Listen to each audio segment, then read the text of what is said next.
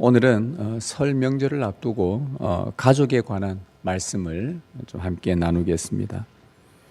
평소에는 바쁘게 살면서 가족의 소중함을 잊고 살다가 명절에 온 가족이 모이면 가족에 대한 기억과 또 좋은 추억이 되살아나곤 합니다. 모여서 음식을 나눠 먹고 또 이야기를 하는 가운데 가족의 애를 느끼게 됩니다. 또 늘 응원해 주는 가족이 곁에 있다는 것에 또 힘을 얻기도 합니다.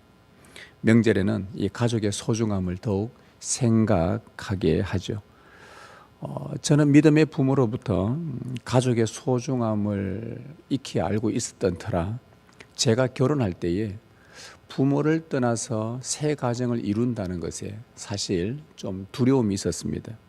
또 겁도 났었습니다. 아브라함과 이삭을 떠나 홀로 서기를 해야 했던 야곱처럼 든든한 믿음의 부모를 떠나서 20대 시절에 진짜 홀로 서기를 해야 한다는 생각에 새 가정을 이룬다는 것, 이게 겉으로는 결혼한다고 좋아했지만 속으로는 사실은 굉장히 겁이 났었습니다.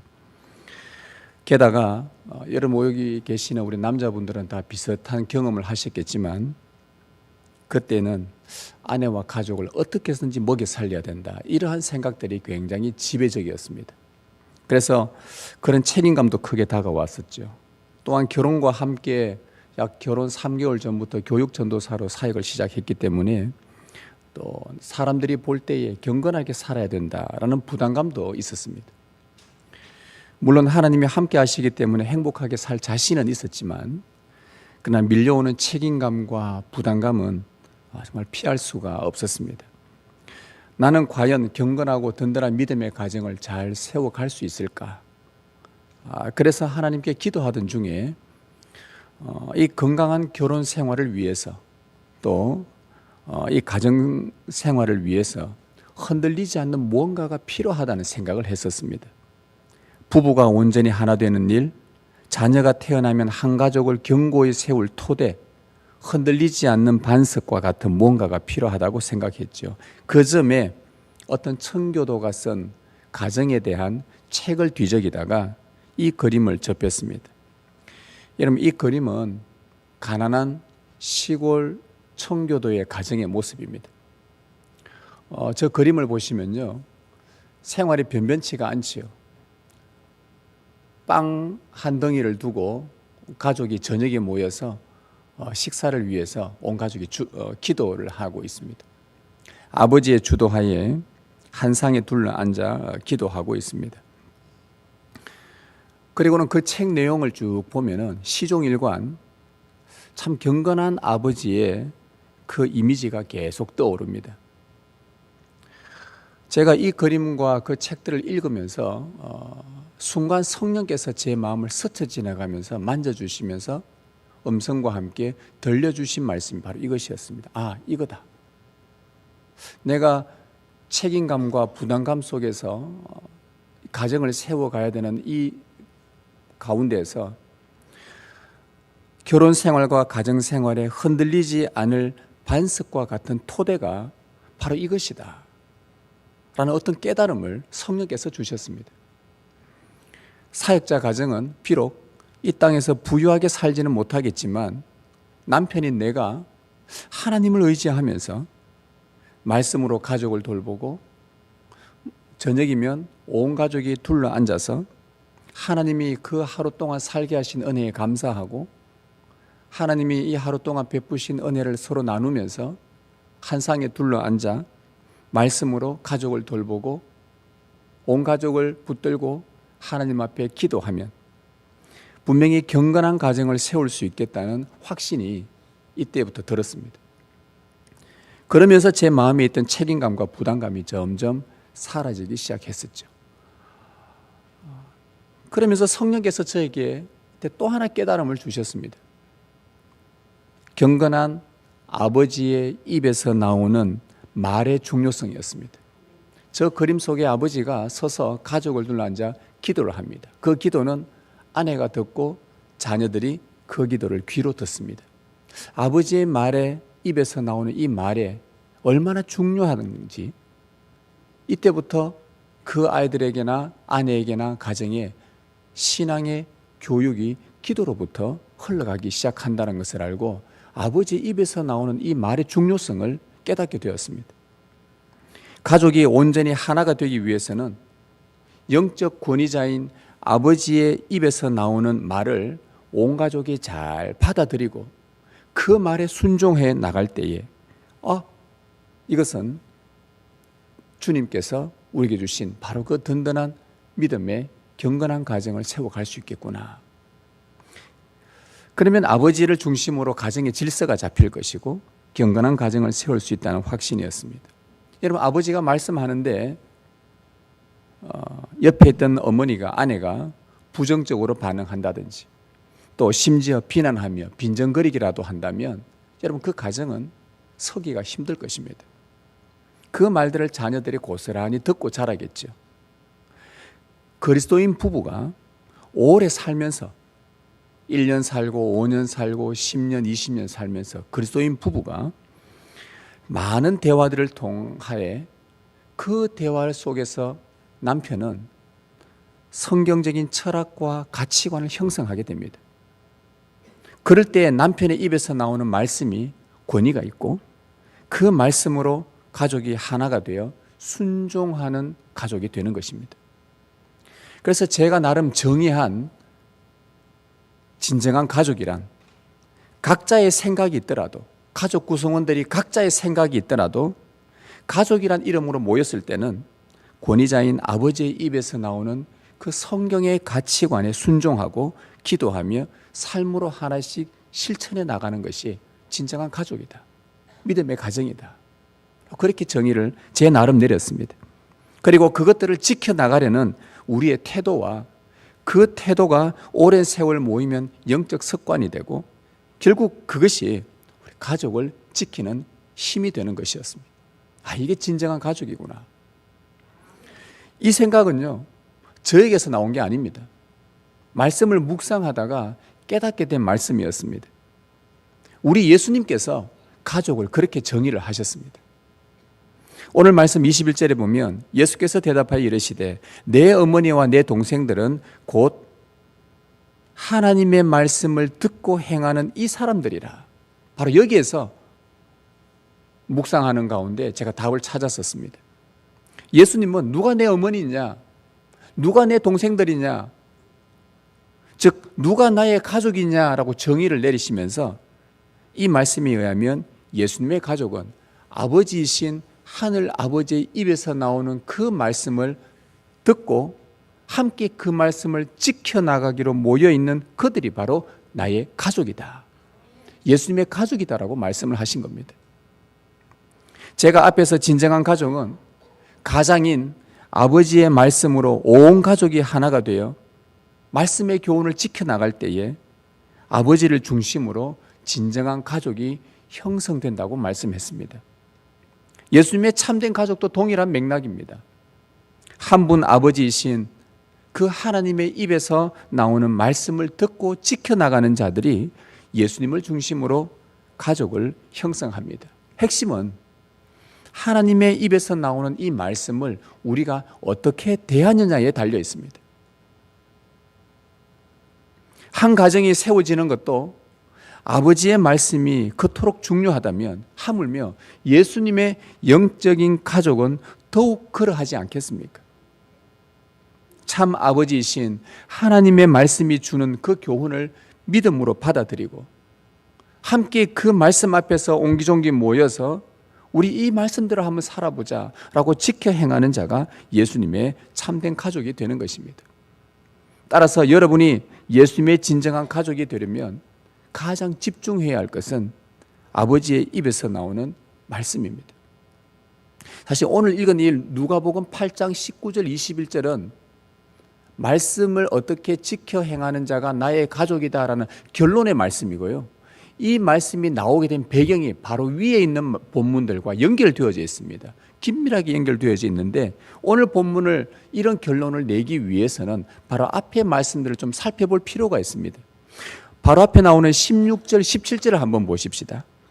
누가복음 8장 16, 17절에 보면 누구든지 등불을 켜서 그릇으로 덮거나 평상 아래에 두지 아니하고 등경 위에 두나니 이는 들어가는 자들로 그 빛을 보게 하려 함이라. 숨은 것이 장차 드러나지 아니할 것이었고 감추인 것이 장차 알려지고 나타나지 않을 것이 없느니라고 말씀합니다. 이 구절 요약하면 이겁니다. 사람이 등불을 켜는 이유는 어두운 방 안을 환히 밝히기 위해서라고 합니다. 등불을 켜서 어디 이불 밑에 덮어 놓는다든지 어디 저 구석건데 그냥 창고에 넣어 놓는다든지 그거는 기본 상식이 아니죠. 등불을 켰으면 높은 곳에 두어서 사람들이 그 빛을 보고 어두운 방을 들어올 수 있도록 더듬거리지 않고 들어올 수 있도록 하는 것이 기본 상식입니다. 모든 사람이 볼 수 있도록 높은 곳에 두는 것이 등불이죠. 그래서 우리 방 안에 제일 높은 데가 뭐가 있습니까? 여러분들 방에 제일 높은 데 뭐가 있죠? 등이 있습니다. 형광등이 있든지 형광등 켜놔놓고 요즘 또 무도 잡는다고 또 저 구석에 또 이런 불빛 하나 해서 분위기 그거는 이제 알아서 분위기 잡으시고요. 상식은 등은 높은 곳에 달려 있습니다. 환하게 비춥니다. 여기서 이 등불이 의미하는 것은 뭐냐? 모든 사람이 볼 수 있도록 높은 곳에 있는 하나님의 말씀을 가리킵니다. 그리고 사도 요한은 예수님께서 하늘에서 내려오신 바로 그 말씀이라고 하셨습니다. 태초에 말씀이 계시니라. 이 말씀이 하나님과 함께 계셨으니 곧 하나님이시라. 말씀이 하나님이신데 말씀이 육신이 되어 우리 가운데 거하심에 독생자의 영광이요 은혜와 진리가 충만하더라. 등불이 말씀이라고 했고 말씀이신 예수님이 하늘에서 내려오셨다고 했습니다. 결국 등불은 어두운 곳을 비추는 말씀, 예수님이 하늘에서 내려오신 말씀, 결국 이 등불은 무엇을 말하느냐? 이 말씀은 무엇을 가리키느냐? 예수 그리스도를 가리킵니다. 당신의 충만한 영광으로 어두운 세상을 비추셨습니다. 모든 사람이 볼 수 있도록 높은 곳에서 비추셨습니다. 산 위에 있는 동네가 숨겨지지 않는 것처럼 말씀이신 예수님의 영광의 등불은 높은 곳에서 모든 사람이 볼 수 있도록 지금까지 비추고 계십니다. 과거에도 비추었고 지금도 비추고 앞으로도 예수님은 누구나 볼 수 있도록 그 진리를 계속 퍼뜨리며 온 세상의 등불로서 그 역할을 하고 있습니다. 하나님의 말씀은 영원히 시들지도 마르지도 않습니다. 여기서 우리가 주의해야 할 것이 하나 있습니다. 예수님의 말씀은 언제나 비추지고 예수님은 여전히 변함없이 온 세상에 충만해서 당신의 영광을 이 땅 가운데 비춰주시는데 예수님의 가족이 된다는 것은 하나님의 말씀이 중요하다고 했고 온 세상에 비추는 그 말씀이신 예수님이 내 안에 머물러 있느냐 있지 않느냐의 관건입니다. 아까 예수님의 가족은 하나님의 입에서 나오는 그 말씀이 우리 안에서 듣고 살아내는 것이라고 했습니다. 우리가 주의해야 될 것이 뭐냐? 내가 예수님의 가족이라고 한다면 하나님께서 선포하신 그 말씀이 내 안에 머물러 있느냐 머물러 있지 않느냐입니다. 여러분 오늘 18절을 다시 한번 보십시오. 본문 바로 앞에 18절요. 그러므로 너희가 어떻게 들을까 스스로 삼가라. 무슨 말씀입니까? 말씀이 여전히 등불처럼 선포되고 있는데 비추고 있는데 너희가 그 말씀을 어떻게 들을 것인가 항상 주의해라. 항상 삼가해라. 누구든지 있는 자는 받겠고 없는 자는 있는 줄로 아는 것까지도 빼앗기리라. 있는 자는 받겠고 뭐가 있는 자라는 말이겠습니까? 말씀이 계속 비춰주는데 말씀이신 예수님이 너희 안에 있는 자는 계속해서 그 말씀을 받아서 너희 안에 풍성하게 머물게 될 것이고 만약에 없는 자는 말씀이 비추고 있는데 그 예수 그리스도가 너희 안에 머물러 있지 않으면 그 말입니다. 다 빼앗기리라. 마음에 그 말씀을 두는 자는 말씀이 소중하다고 느끼는 자들 아니겠습니까? 아, 이 말씀 정말 중요하다. 오늘 나에게 주시는 이 말씀 없으면 나는 살 수 없다. 이 말씀 정말 중요하다라고 인식하는 자들이지만 그 없는 자는 말씀을 멸시하고 하찮게 여기고 귓등으로 듣는단 말이죠. 말씀이 있는 자는 말씀이신 예수님을 모신 자요. 예수님을 모신 자는 그 말씀이 등불이 되어 갈 길을 인도합니다. 그리고 아버지의 입에서 나온 그 말씀을 듣고 살아내는 자들은 그런 자가 바로 예수님의 가족이라고 오늘 말씀 우리에게 증거하는 것이죠. 따라서 우리가 주의하고 삼가해야 될 것은 어떻게 들을 것인가. 듣기는 듣는데 그 다음에 어떻게 할 것인가가 문제란 말입니다. 다시 말하면 말씀을 듣는 것에만 멈추지 말고 말씀이 내 마음속에 계속 머물러 살아낼 수 있도록 그렇게 행하는 일이 더 중요하다는 것을 말합니다. 그러면서 오늘 누가는 예수님의 가족은 이것이다. 예수님의 가족은 등불이신 하나님의 말씀을 어떻게 받아들이는가 중요하다. 그러면서 그 앞에 말씀으로 다시 한 번 더 넘어가서 말씀을 어떻게 대하는 사람들을 구체적인 예를 하나 4가지 들어줍니다. 그러면서 하나님의 말씀을 살아내는 사람들이 어떻게 예수님의 가족인지를 설명하죠. 그 4가지가 바로 11절에서 그 앞에 나오는 또 11절에서 15절에 나오는 말씀입니다. 여러분 너무나 잘 아는 말씀이죠. 이 비유는 이러하니라. 씨는 하나님의 말씀이요 길가에 있다는 것은 말씀을 들은 자니 이에 마귀가 가서 그들이 믿어 구원을 얻지 못하게 하려고 말씀을 그 마음에서 빼앗는 것이요 바위 위에 있다는 것은 말씀을 들을 때 기쁨으로 받으나 뿌리가 없어 잠깐 믿다가 시련을 당할 때 배반하는 자요 가시 떨게 떨어졌다는 것은 말씀을 들은 자이나 지내는 중 이생의 염려와 재물과 향락의 기운이 막혀 온전히 결실하지 못하는 자요 좋은 땅이 있다는 것은 착하고 좋은 마음으로 말씀을 듣고 지키어 인내로 결실하는 자니라.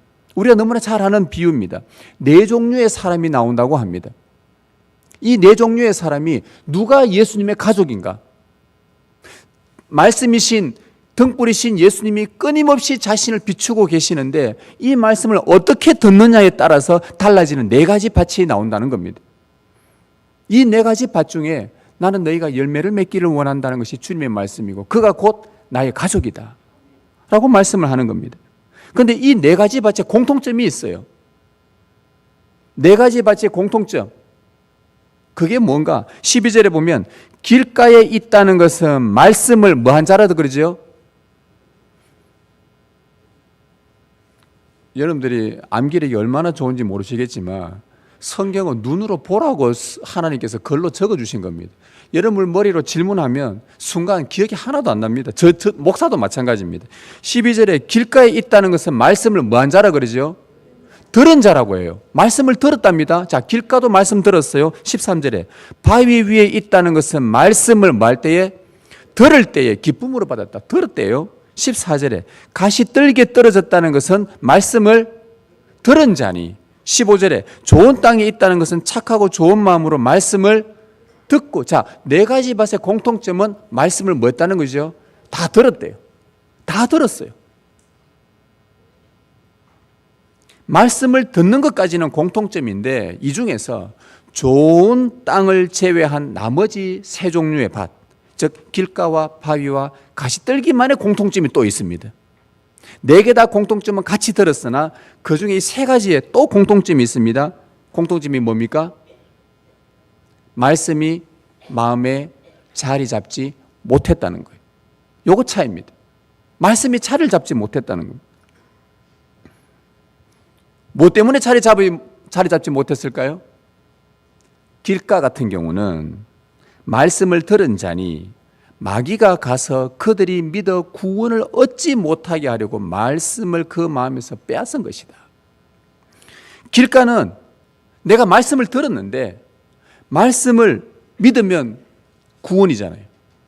그런데 믿지 못하도록 마귀가 와서 말씀을 뺐을 때에 내가 말씀을 빼앗겨버린 사람입니다. 아까 앞에서 말씀드렸죠. 말씀을 어떻게 듣느냐, 어떻게 너희가 들을지 주의하라고 했습니다. 말씀을 들었는데 마귀가 와서 내 마음을 흔들어 쑥 빼가버리니까 그냥 빼앗겨버린 거예요. 말씀이 마음에 자리 잡지 못한 것입니다. 바위는 말씀을 들을 때 너무 좋아서 은혜 받았어요. 너무 기뻤어요. 그런데 말씀이 바위 틈에 떨어지다 보니까 뿌리가 제대로 내리지 못해서 시련이 찾아왔을 때에 말씀을 빼앗겨버린 거예요. 그래서 말씀이 자리를 잡지 못한 겁니다. 그리고 가시떨기는 말씀을 듣고 사는 중에 세상이 주는 염려가 생겼습니다. 세상에 살다 보니까 교회 가면 주의 말씀이 임하고 세상에서는 세상의 원리가 있는데 이게 주님의 말씀 관대로 살면 내가 이게 될까? 왠지 안 될 것 같다. 이 세상에서는 이게 안 통할 것 같고 이 원리가 통할 것 같고 그러다 보니까 재물에 대해서 염려가 생기고 쾌락을 쫓아가려고 하고 그러는 가운데 마음이 빼앗겨서 열매로 이어지지 못했습니다. 그래서 말씀이 마음에 자리 잡지 못한 거예요. 이런 이유들로 말씀이 자리를 잡지 못했습니다. 그런데 말씀이 마음에 자리 잡은 한 종류의 땅이 있습니다.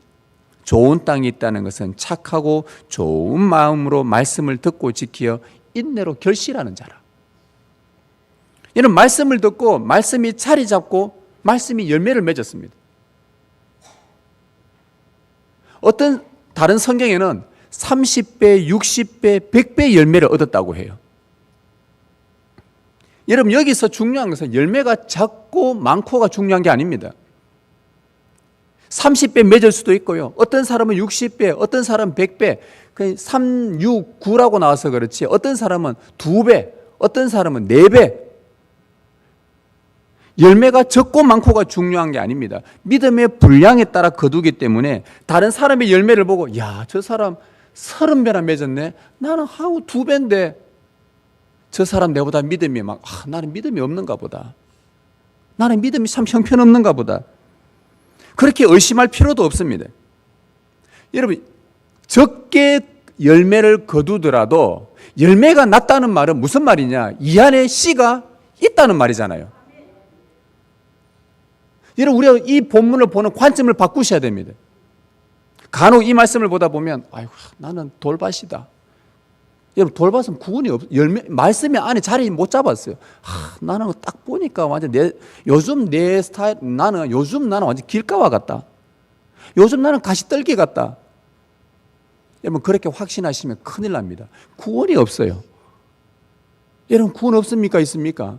그러니까 이게 애매한 거예요. 나는 구원 받았는데 바위는 보니까 말씀이 시련 때문에 떠나 배반한 자요. 내가 예수님 배반한 거가? 나는 구원이 없나? 있나? 계속해서 헷갈리는 거예요. 이런 말씀이 100마디의 하나님의 말씀이 선포되었는데 내 안에 한 말씀이 자리 잡았어요. 그 자리 잡히면 그때부터 성령께서요. 그 한마디 말씀에 물을 주기 시작합니다. 걸음을 주십니다. 주위에 좋은 성도들을 만나게 하십니다. 그 한 말씀이 살아날 수 있도록 열매를 맺을 수 있도록 끊임없이 성령께서 역사를 하셔요.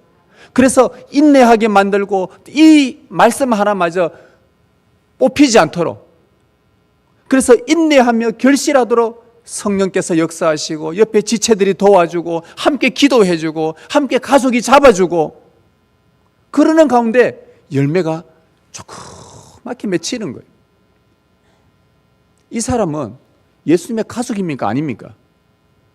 여러분 예수님의 가족입니까? 아닙니까? 30배, 60배, 100배입니까? 아니에요. 조그마한 열매를 맺었어요.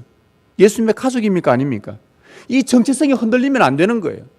말 앞에 세 밭은 자리를 잡지를 못해서 열매가 없었다는 겁니다. 그런데 마지막 밭은 인내했어요. 결실했어요. 열매가 많고 적은 게 중요한 게 아니라 여러분이 말씀이 선포될 때에 아버지 입에서 나올 때에 이거 하나님의 말씀이다. 이거 하나님의 말씀이다. 따라서 하나님의 택한 백성은요. 내가 하나님의 택함을 받았다. 그런 백성은 궁극적으로는 마지막에 궁극적으로 가보면 길가나 바위나 가시떨기가 될 수 없어요. 물론 우리가 묵상은 그래 할 수 있습니다. 아이고야 내가 이렇게 시련이 찾아왔는데 이 말씀을 배반하고 내가 이래 살면 안 되는데 내가 지금 이 시련이 찾아오고 재물의 염려가 찾아오고 그것 때문에 자꾸 예배 빠져야 되고 돈 벌러 가야 되고 또 어디 나가야 되고 뭐도 해야 되고 내가 신앙생활 할 겨를이 없는데 내 이름 믿다가 이게 진짜 내가 잘 믿는 게 맞나? 구원 없는 거 아니가?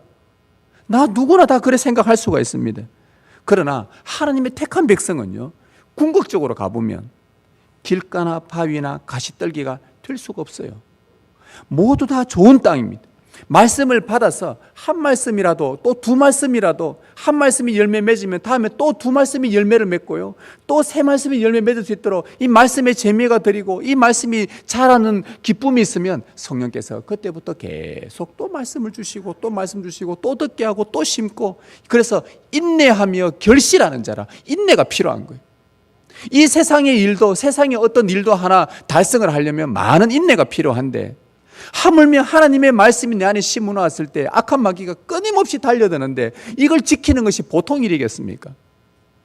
그런데 성령님께서 당신의 택한 자는 길가가 되지 않도록, 바위가 되지 않도록, 가시떨기 되지 않도록 너희가 좋은 땅에 심겨졌다는 것을 기억하고, 한 말씀이라도 들으면은 어떻게 들을까 삼가하면서, 주의하면서 열매를 맺으려고 하고, 내 혼자 힘이 부딪히면 누구를 찾아갑니까?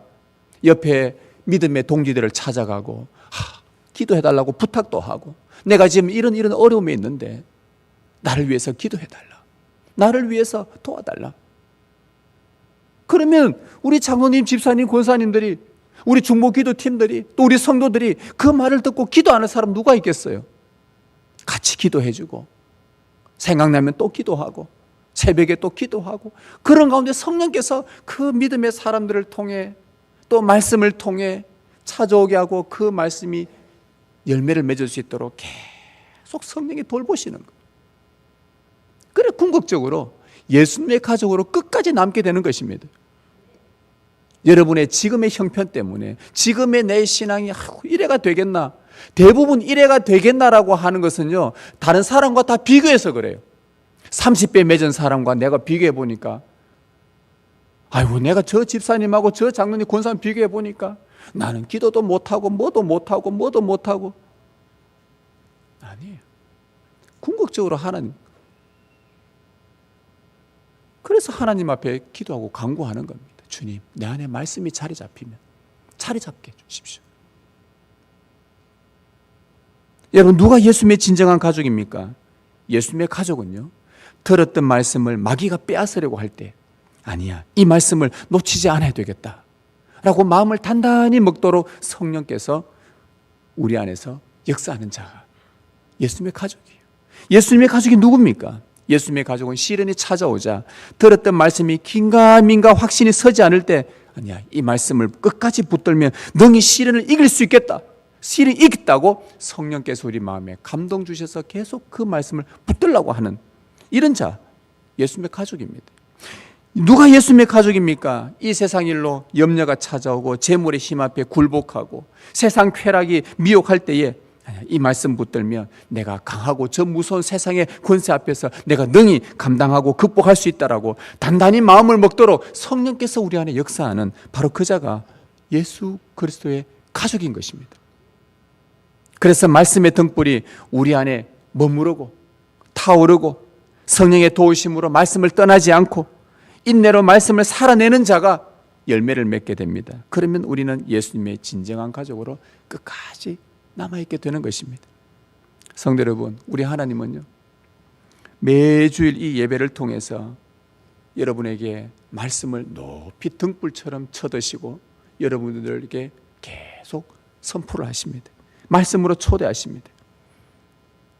여러분, 오늘 이 주일날 주시는 말씀이 여러분이 어떻게 듣는가 삼가해야 됩니다. 뭐 오늘만 말씀이가 뭐 매주 설교 있는데 뭐 또 다음 주에 또 들으면 되지, 뭐 꼭 굳이 오늘 이 말씀 안 들으면 안 되나? 아니요. 여러분, 그거 우리가 장담할 사람 누가 있습니까? 다음 주에 여러분이 이 자리에 앉아 있을 거라고 장담하는 사람 누가 있습니까?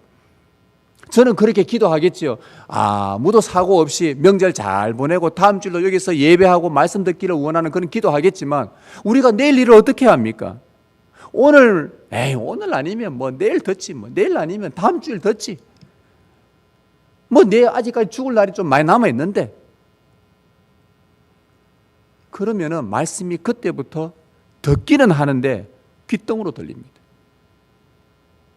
내 스스로가 자꾸 길가니 바위니 가시떨기니 스스로 정의 내릴 필요가 없지 않습니까? 하나님의 자녀인데 왜 내 스스로가 자꾸 말씀을 귓등으로 들어서 나는 길가 같은 것 같다. 왜 스스로가 그렇게 세뇌를 시킵니까? 그럴 필요가 없어요. 그거는 마귀의 행동입니다. 그거는 마귀에 사로잡히는 겁니다. 오늘 말씀 주시면 오늘 이 말씀을 붙들어야 된다. 마귀가 빼앗아 가기 전에 내 이 말씀을 붙들어야 된다. 이 말씀이 내 안에서 자리 잡고 열매 맺어 갈 수 있도록 하나님 도와주십시오. 오늘 이 말씀이 아니면 나는 살 수 없습니다. 그런 자에게 말씀이 열매가 맺는 거예요. 여러분은 예수님의 가족입니까? 그렇다면 말씀을 들을 때에 이 말씀은 하늘 아버지의 입에서 나오는 나에게 주시는 유일한 말씀으로 받으시길 바랍니다. 그리고 그 말씀의 교훈을 따라 내가 힘겹게 살아낼 때에 우리는 그 하나님을 또 아버지라 부르게 되고 예수님을 중심으로 진정한 가족이 될 것입니다. 여러분의 각자의 생각이 있더라도, 여러분의 각자의 주장들이 있더라도, 여러분들만의 이념과 가치 체계가 있다 하더라도 예수님의 가족이란 이름으로 모였다면 권위자이신 하나님 아버지의 입에서 나오는 말씀에 우리가 순복하고 또 기도하며 삶으로 하나씩 실천해 나가 보십시오. 그 하나님은 우리를 지으신 창조주요, 우리의 행복을 위해서, 우리의 기쁨을 위해서 존재하시는 분이십니다. 그런데 이상한 소리 하시겠습니까? 말 같지도 않은 소리 하시겠습니까? 우리보다 훨씬 탁월하시고 우리보다 훨씬 더 지혜로우신 그분께서 주시는 말씀이면 그 말씀을 지켜나가려는 우리 안의 믿음의 태도와 그 태도가 오랜 세월 동안 좋은 영적 습관이 되어서 믿음의 가족을, 교회를 지키는, 여러분의 가정을 경건하게 지켜나가는 힘이 될 것입니다. 진정한 예수님의 가족이 될 것입니다. 이 은혜가 여러분과 여러분의 가정 위에 함께하기를 축복합니다.